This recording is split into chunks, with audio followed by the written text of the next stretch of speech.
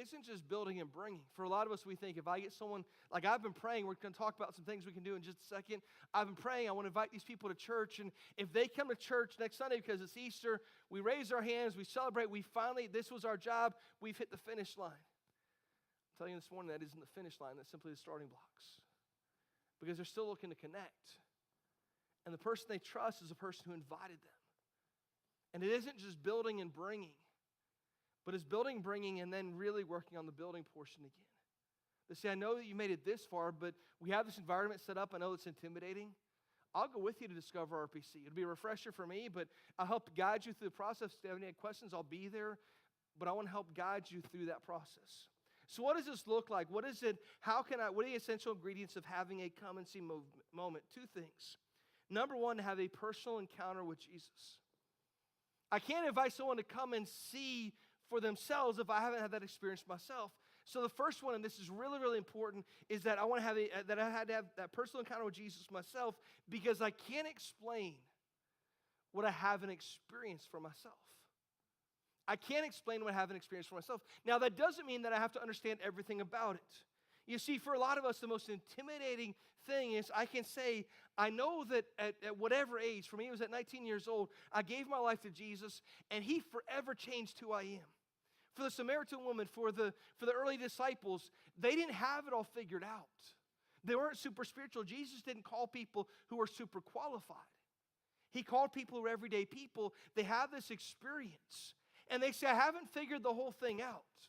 I don't know exactly how it all works. I think for a lot of us, we shy away from engaging people in spiritual discussions. We shy away from inviting them to church because we're afraid they're going to have a bunch of questions. And I don't have all the answers. You're not expected to have all the answers. I don't have all the answers. Paul says, follow me as I follow Christ. I haven't figured it all out. There might be times I slip up. But when I'm getting it right, follow that example. And we look at this and think, I have to have it all figured out. I don't. But I can't explain what I haven't experienced for myself. For instance, if I were to walk in here, which I'm going to do at some point this week, I'll walk in here maybe on Tuesday morning, and the lights will be out, and I walk back to the light switch back on the back, and I flip on the lights. When I flip on the lights come on. I don't exactly know how that works. I have an idea of how it works, but I don't exactly know how it works. All I know is my experience is this. If I flip on those lights, the lights come on. If there's a person who never had that experience before, I could explain what my experience was when it came to it. I couldn't explain every minute detail of why the electric works and how all that works, but I could explain my experience.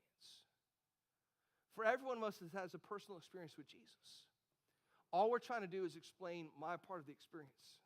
And here's what my life was like before Christ. Here's how Christ came into my life, and here's how my life has changed because of it. That's our responsibility. That's all they're doing when they're saying, come and see.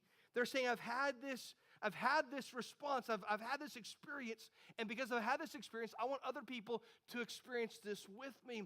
It's that big a deal.